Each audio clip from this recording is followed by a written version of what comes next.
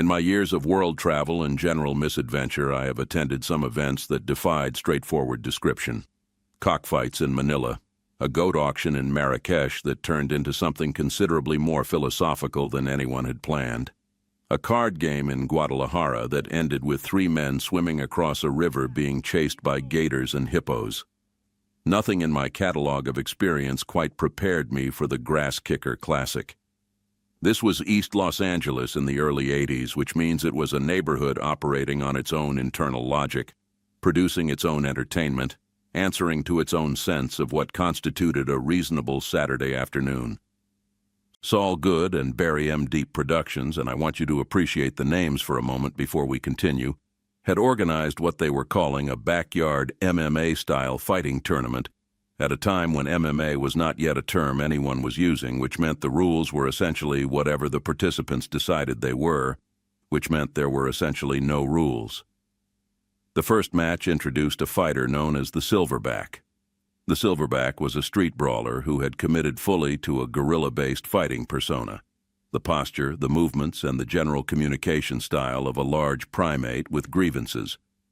His opponent was the Neon Knight, who arrived in bright colors with a green boa around his neck, wearing what appeared to be actual medieval armor, including a helmet mounted on an actual horse, which he rode into the backyard with the serene confidence of a man who has made a choice and is at peace with it.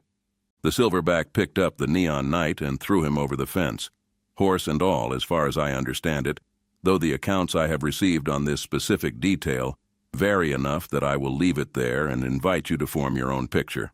The second match was where the evening's story actually begins, though nobody present understood that at the time.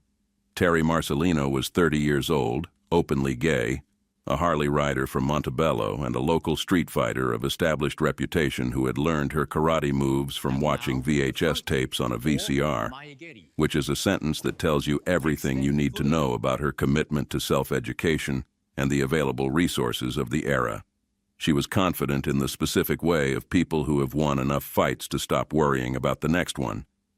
Her opponent was Switchblade, a female ex-inmate who had served 10 years for an act of workplace violence against her former employer that the charge sheet described with clinical precision and that the neighborhood described with considerably more color.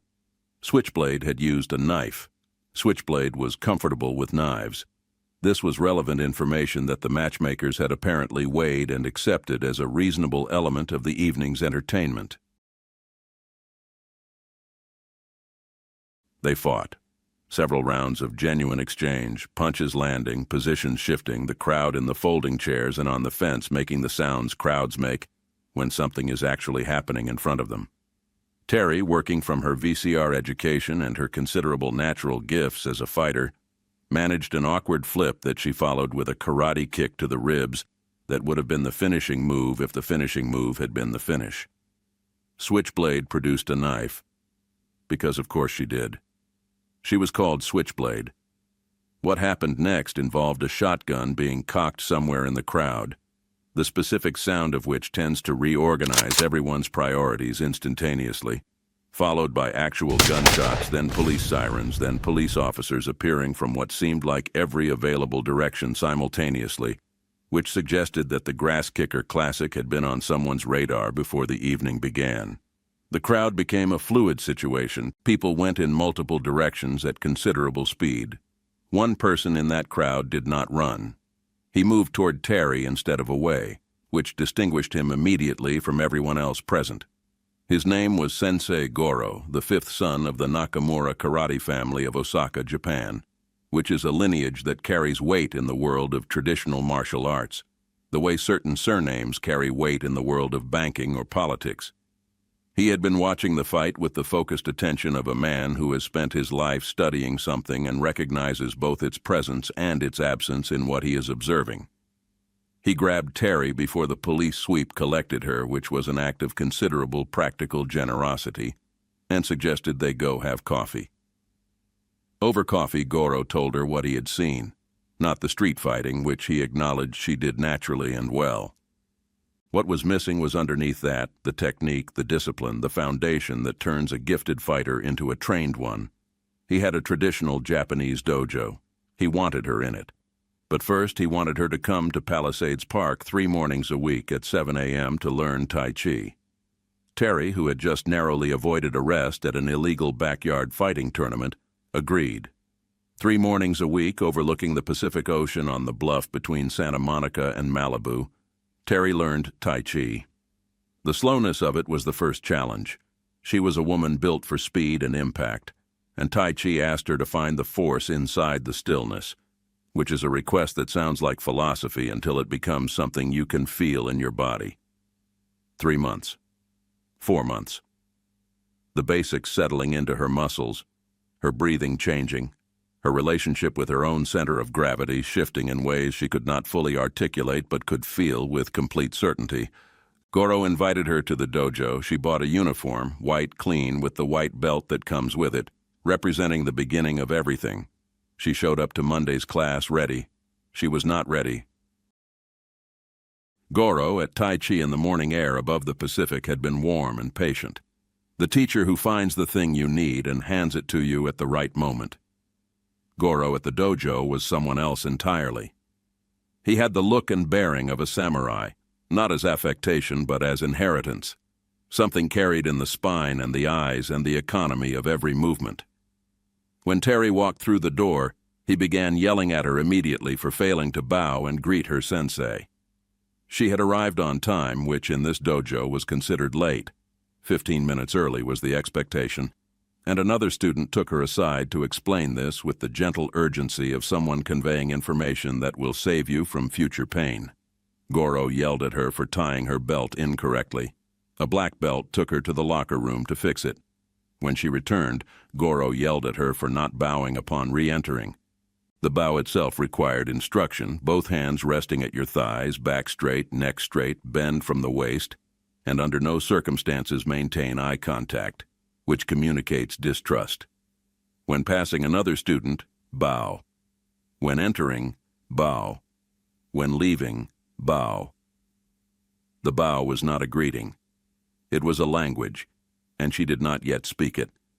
Class began with warm-ups that included the Tai Chi movements she knew, which was briefly reassuring, followed by combinations of punches and the explosive ki shout that martial artists use to focus force, which was less familiar and which Terry executed with the enthusiasm of a woman who has been yelling in fights her whole life, suddenly being told there is a correct way to yell.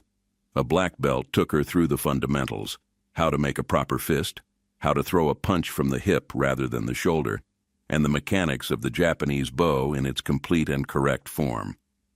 Sparring came as sparring always comes in a karate dojo, not as the conclusion of the lesson but as the test of it. They paired off. The street fighter and Terry, the one who had learned from VHS tapes and backyard tournaments and the accumulated experience of 30 years of not backing down, took over. Her posture was wrong. Her attitude was wrong. The way she held the space between herself and her opponent was wrong in ways that were difficult to name but impossible to miss. Sensei Goro stopped the entire class and addressed Terry's situation for 15 minutes. 15 minutes is a long time to be the subject of correction in front of everyone you are trying to impress. Terry stood and received it. This, too, was a test, not of technique but of character, and it was one she passed because she was still there when the 15 minutes ended.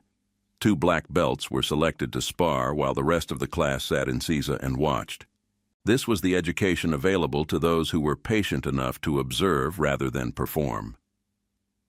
Goro left after class. The students cleaned the dojo themselves. No cleaning crew, no delegation of the unglamorous work to someone else.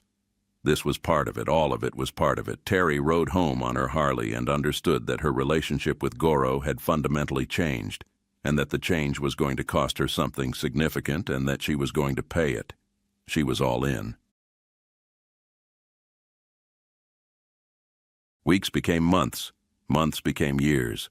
Yellow belt, then orange, then green, then blue, then purple, then the brown belt that sits one step below the destination she had been moving toward since a man named Goro had pulled her away from a police sweep at an illegal backyard fighting tournament in East Los Angeles and asked if she wanted coffee.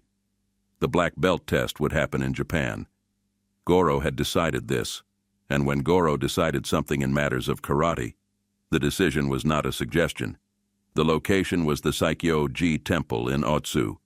Ancient, formal, the kind of place that has been producing serious people for centuries and knows how to receive them. April specifically, when the cherry blossoms would be falling. 24 students flew to Osaka, took trains, rented cars, and made the journey to the temple on its mountaintop overlooking the city. The cherry blossom trees so thick and so pink they altered the quality of the light. A Buddhist priest led them down a long wooden staircase to their sleeping quarters, thin pads, blankets, bean pillows. The accommodations communicated clearly that they were here to work, not to stay comfortable. 6 a.m. meditation on the patio facing a garden with a waterfall and a koi pond, the cherry blossoms falling onto the water with the unhurried persistence of things that happen on their own schedule. Breakfast, steamed rice, miso soup, grilled fish, pickled vegetables. Then Tai Chi under the falling blossoms, which was the most beautiful thing Terry would later say she had ever been part of. Then waterfall training, standing on rocks beneath falling water, meditating, the cold, a presence you either made peace with or didn't. Then the work. Kihon practice, 100 push-ups, 500 punches, 200 blocks, 200 side kicks, 200 front kicks. Kata, rest period with warm baths. More sparring, more kata, more kicks until lunch. Warm baths again in tubs designed for frostbite recovery. More punches, kicks, blocks, and kumite sparring. Evening training runs until 10 p.m., ending each night with mandatory tea time, at which point the Yakuza boss and his crew joined them. He arrived each evening with the quiet authority of a man who does not explain his presence because his presence does not require explanation. No one looked him directly in the eye. Not the students, not the black belts, not anyone in that room who valued the continued smooth operation of their affairs. His crew attended with the attentive watchfulness of men whose professional responsibilities include attentive watchfulness. Goro sat at a table with a notepad discussing student performance with the Yakuza boss in a collaboration whose specific logic I have spent considerable time contemplating and have ultimately decided to simply accept. This routine was repeated for 10 days.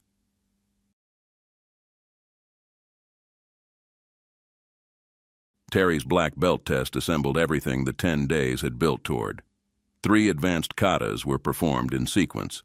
Then cliff testing, standing at the edge of an actual cliff and fighting 3 attackers simultaneously without stepping backward, which concentrates the mind wonderfully. Then back inside to spar 10 students consecutively, one after the other, while the previous 9 recovered and watched. Then she broke a brick with her palm, 3 boards with her elbow, and 5 boards with her hand. She moved through it, each stage falling behind her, the euphoria building with the specific quality of euphoria that arrives when something you have worked years toward is within one task of being yours. The Yakuza members positioned their video cameras for the finale with the focused attention of men who understood they were recording something worth recording. The 5 boards were stacked on a series of small tables, concrete blocks being unavailable at an ancient Buddhist temple, which is a reasonable logistical gap. Goro demonstrated the hand movement.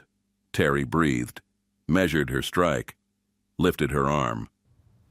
The video shows what happened. Her hand broke the boards completely and cleanly. The tables flexed under the impact.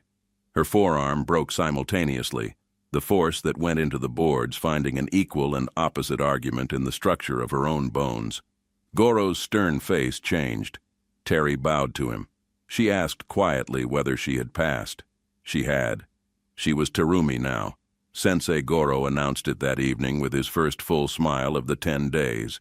And the name was received with cheering, and the beer and sake began flowing with the enthusiasm of 24 people who had survived something together and needed to express it. The Buddhist priest produced cases of giant sake bottles. Goro led karaoke with his favorite Carpenter songs, performing them as duets with the Yakuza boss, who knew every word. The boss unveiled a back covered in extraordinary tattoos. Toshi breakdanced on the tatami mats. Kyle and Nelson, having fundamentally misjudged Sake's relationship to volume, projectile vomited into pillowcases at approximately the same moment, which the room received with the camaraderie of people too far gone to be deterred. The party did not end until after 2 a.m. Terumi left for the airport at 4. The tape around her broken arm, which had been applied by a local doctor whose treatment she would later describe as optimistic at best, had been wound tightly enough that the altitude of the 11-hour flight caused her flesh to expand against it, with a pressure that moved steadily from discomfort to urgency. No scissors were available. Terumi, who had just spent 10 days training at an ancient Japanese temple, passed her black belt test, breaking 5 boards simultaneously, and survived karaoke with a Yakuza boss, chewed through the tape with her teeth. The man seated next to her requested a different seat. She landed at LAX 11 hours later. She was a freelance artist. She had no health insurance. After a significant number of phone calls, she took a cab to County Hospital, where she waited 5 hours before anyone addressed the arm that had the approximate shape of the letter Z. She sat in that waiting room in her karate uniform with a broken arm, and she had chewed tape off at 35,000 feet. Fresh from Japan, she waited with the particular patience of a woman who had stood under a waterfall in meditation and fought 3 people simultaneously on a cliff, and earned the right to be called Terumi. The ward received her as it received everyone. Every bed has a story. That one took some time to tell.